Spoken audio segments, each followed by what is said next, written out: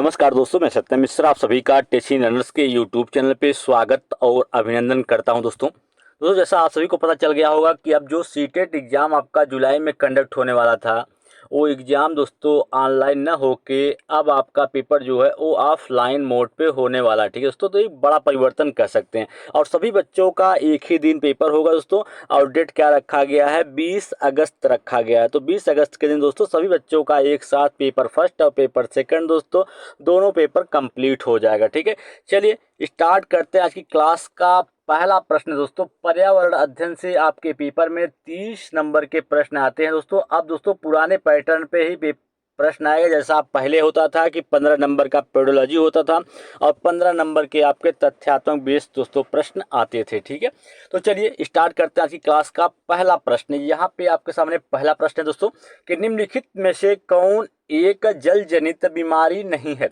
पूछ रहा है कि कौन सा ऐसी बीमारी इसमें से है कि जो कि जल के द्वारा नहीं होती है। आंत ज्वर, खुजली, हैजा, हेपेटाइटिस। दोस्तों आपको बता दें कि खुजली जो है ये जल जनित बीमारी नहीं है, जबकि आंत ज्वर, हैजा, हेपेटाइटिस सभी क्या हैं, जल जनित बीमारियां हैं। तो इस प्रश्न का राइट जवाब ऑप्शन नंबर सेकंड हो जाएगा। चलिए आगे चलते हैं प्रश्न संख्या नेक्स्ट पे।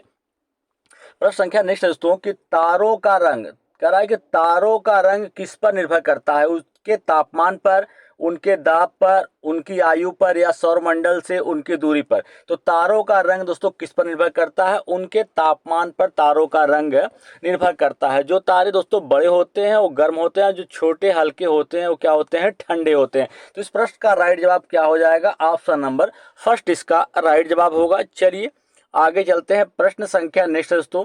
इसी तरीके से दोस्तों आपकी तैयारी के दोस्तों मैं नए नए प्रश्न या कह सकते हैं कि कुछ पुराने प्रश्न कुछ नए प्रश्नों का दोस्तों कॉम्बिनेशन लेके आता रहूंगा जब तक आपका पेपर खत्म नहीं हो जाता। ठीक है, चलिए क्वेश्चन नंबर नेक्स्ट है कि हमारे देश में आवागमन के लिए सबसे अधिक ऊंचाई पर स्थित राजमार्ग कौन सा है। कोलकाता दिल्ली राजमार्ग, NH4 या मनाई लेह राजमार्ग। ठीक है, दिल्ली श्रीनगर राजमार्ग। तो मनाली जो दोस्तों है, मनाली और लेह राजमार्ग जो दोस्तों है वही सबसे ऊंचा लेह मार्ग है। ठीक है, चलिए आगे चलते हैं प्रश्न संख्या नेक्स्ट है दोस्तों। प्रश्न संख्या नेक्स्ट है कि नीली क्रांति से संबंधित है। नीली क्रांति जो है किससे संबंधित है, अंतरिक्ष अनुसंधान से, पेयजल से, मुर्गी पालन से या मत्स्य पालन से। तो नीली क्रांति दोस्तों किससे संबंधित है, मत्स्य पालन से संबंधित है, मछली पालन से संबंधित है नीली क्रांति। अगर यहाँ पे लिखा होता भूरी क्रांति तो भूरी क्रांति जो है वो उर्वरक से संबंधित है, और श्वेत क्रांति जो है वो दुग्ध उत्पादन से। ठीक है, और पीली क्रांति जो है वो जो तिलहन वाली फसलें होती हैं जिससे तेल प्राप्त किया जाता है उनसे संबंधित होता है। चलिए आगे चलते हैं प्रश्न संख्या नेक्स्ट पे। करा है कि भारतीय संविधान यह सुनिश्चित करता है कि सरकारी व्यवस्था केवल उन लोगों को ही सम्मिलित न करें जो राजधानी में बैठे हैं और सभी के लिए निर्णय लेते हैं। इसलिए यहाँ पर सरकार के विभिन्न स्तर हैं जिन्हें संविधान से ही अपने अधिकार मिलते हैं। ऊपर दिया हुआ विवरण निम्नलिखित में से भारतीय संविधान के कौन से लक्षण से मेल खाता है। शक्तियों का बंटवारा, संघवाद या संसदीय शासन पद्धति या धर्मनिरपेक्षता। तो किससे, संघवाद से मिलता है। ठीक है, चलिए आगे चलते हैं प्रश्न संख्या नेक्स्ट पे। प्रश्न संख्या नेक्स्ट दोस्तों कि निम्नलिखित में से कौन जम्मू और कश्मीर के पड़ोसी राज्य हैं। हिमाचल प्रदेश, पंजाब, हिमाचल प्रदेश, उत्तर प्रदेश, उत्तराखंड, राजस्थान, हिमाचल प्रदेश, उत्तराखंड। तो निम्नलिखित में से कौन सा राज्य जम्मू कश्मीर के पड़ोसी राज्य हैं। तो हिमाचल प्रदेश और पंजाब क्या है, जम्मू कश्मीर के पड़ोसी राज्य हैं। चलिए दोस्तों अगले प्रश्न पर चलते हैं। प्रश्न संख्या नेक्स्ट है, कह रहा है कि पर्यावरण शिक्षा का मुख्य उद्देश्य क्या है। सुधार करना, कम करना, अस्वीकार करना और पुनरुत्पादन करना। ऑप्शन फर्स्ट है। ऑप्शन सेकंड है कि अस्वीकार करना, कम करना, पुनः प्रयोग, कम करना, पुनः चक्रण करना। ऑप्शन थर्ड है कि आदर करना, सम्मान करना और अभित्यजन। सही शिक्षा, सही संकल्पना और शिक्षा का पुनः प्रयोग करना। तो पर्यावरण शिक्षा का मुख्य उद्देश्य क्या दोस्तों, कि अस्वीकार करना, कम करना और पुनः प्रयोग और पुनः चक्रण करना। तो इस प्रश्न का राइट जवाब ऑप्शन नंबर सेकंड है। चलिए आगे चलते हैं प्रश्न संख्या अगले दोस्तों। कह रहा है कि वर्ली एक पारंपरिक कला है, वर्ली स्थान कहाँ पे है या किस राज्य में है? तो वर्ली दोस्तों आपको पता होना चाहिए, वर्ली क्या है, एक प्रकार की पारंपरिक चित्रकला है और वर्ली कहाँ पे स्थित है, महाराष्ट्र में स्थित है। तो इस प्रश्न का राइट जवाब ऑप्शन नंबर 4 है। और दोस्तों कभी कभी पूछ लेता है कि मधुबनी चित्रकला कहाँ से संबंधित है। मधुबनी चित्रकला जो है वो बिहार राज्य से संबंधित है। चलिए अगले प्रश्न पर चलते हैं। प्रश्न संख्या नेक्स्ट है, करा कि घटपर्णी एक ऐसा पौधा है जो कि मेढकों, कीड़ों और यहाँ तक कि चूहों को भी फंसा कर खा जाता है। हमारे देश में यह पौधा कहाँ पाया जाता है? अरुणाचल प्रदेश, मेघालय, असम या उड़ीसा? तो दोस्तों एक नेपेस्थीस या घटपर्णी जिसे बोलते हैं, एक ऐसा पौधा होता है जिसका मुंह जो होता है वो एक पूरा घड़े के समान होता है और उसका मुंह जो होता है पत्ती से ढका होता है। तो वह चूहों को एक कह सकते हैं कि एक विभिन्न प्रकार के दोस्तों उसमें से गंध निकलती है, उसी गंध से आकर्षित होकर जो चूहे या कीड़े मकोड़े होते हैं उसकी तरफ आकर्षित होते हैं और उनको फंसा के खा जाता है। तो ये हमारे देश में कहाँ पाया जाता है? मेघालय में पाया जाता है।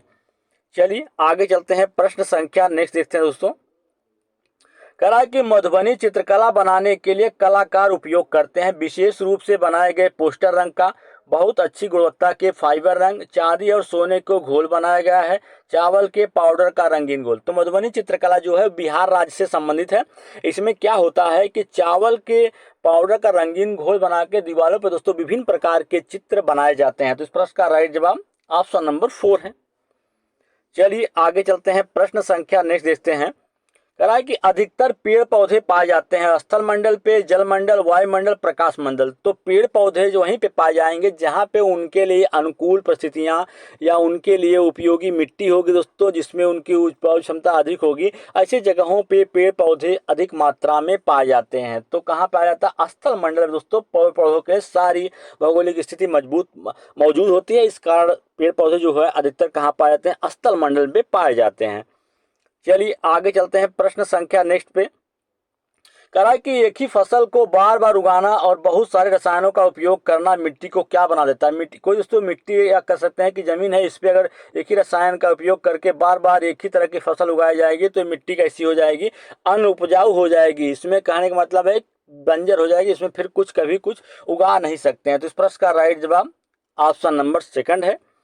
चलिए आगे चलते हैं। प्रश्न संख्या नेक्स्ट देखिए दोस्तों, कह रहा है कि बाघ के बारे में निम्नलिखित में से कौन सा कथन गलत है? इसके शरीर पर पीली और काली धारियां होती हैं। बिल्कुल सही दोस्तों, जो बाघ होता है उसके शरीर पे पीली और काली धारियां होती हैं, अपनी मूंछ की सहायता से अपने शिकार का पता लगाता है। बिल्कुल सही दोस्तों। और अंधेरे में इसकी आंखों की रोशनी मनुष्य से 4 गुना नहीं बल्कि 6 गुना होती है। गलत हो गया। इसकी गर्जन 5 किलोमीटर सुनाई देती है। बिल्कुल गलत है दोस्तों, इसकी गर्जन जो है 3 किलोमीटर तक सुनाई देती है। तो इस प्रश्न का राइट जवाब पूछा है कि इसमें से कौन सा गलत है? तो सी और डी जो है दोनों ही क्या है? गलत है। चलिए आगे चलते हैं। प्रश्न संख्या नेक्स्ट देखते हैं, कह रहा है कि सांपों के बारे में सही कथन का चयन कीजिए। हमारे देश में केवल 4 प्रकार के जहरीले सांप पाए जाते हैं। कोबरा सांपों की एक जहरीली किस्म है। एक जहरीली सांप के 4 खोखले दांत होते हैं जिनमें माध्यम से जहर सांपों के काटने पर किसी व्यक्ति के शरीर में प्रवेश करता है। सर्पदंश की दवा सांप के जहर से ही बनाई जाती है। बिल्कुल सही दोस्तों। आपको बता दें कि इसमें से कौन कौन सा कथन सही है। ए कथन सही है और बी है, इसके अलावा डी कथन। तो जिस ऑप्शन में आपको ए बी डी दी जाए वही आपका क्या है? राइट जवाब है। तो इस प्रश्न का राइट जवाब ऑप्शन नंबर 1 हो जाएगा। चलिए आगे चलते हैं। प्रश्न संख्या नेक्स्ट पे, कह रहा है कि निम्नलिखित में से पक्षियों में से कौन सा काफी हद तक अपनी गर्दन को पीछे तक घुमा सकता है? मैना, उल्लू, कौवा, कोयल। तो इस पक्षियों में से दोस्तों कौन सा पक्षी अपनी गर्दन को काफी हद तक पीछे घुमा सकता है? वो होता है उल्लू होता है। ठीक है, उल्लू जो होता है अपनी गर्दन को काफी हद तक पीछे घुमा सकता है। मैना के बारे में दोस्तों कई प्रश्न पूछता है कि कौन सा पक्षी ऐसा होता है जो कि अपनी गर्दन को झटके से आगे पीछे करता है? तो मैना होता है जो कि झटके से अपनी गर्दन को आगे पीछे करता है। ठीक है। और कौवे की खास बात ये होती है, कौवा जो होता है पेड़ की सबसे ऊंची डाल पे घोंसला बनाता है। घोंसला पक्षी इसलिए बनाते हैं ताकि वो अपने बच्चे को वहां पे जन्म दे सकें। ठीक है, और उसका पालन पोषण कर सकें। कोयल की खास बात ये होती है कभी घोंसला नहीं बनाती है। घोंसला अपना अंडा कहाँ पे देती है? कौवा जो होता है दोस्तों उसके घोंसले में ही जाके अपने बच्चे को जन्म देती है और कौवा ही इसके बच्चे का पालन पोषण करता है। दोस्तों इसी तरीके से अन्य वीडियो या अन्य क्लास के साथ दोस्तों मैं फिर मिलूंगा। तब तक के लिए धन्यवाद।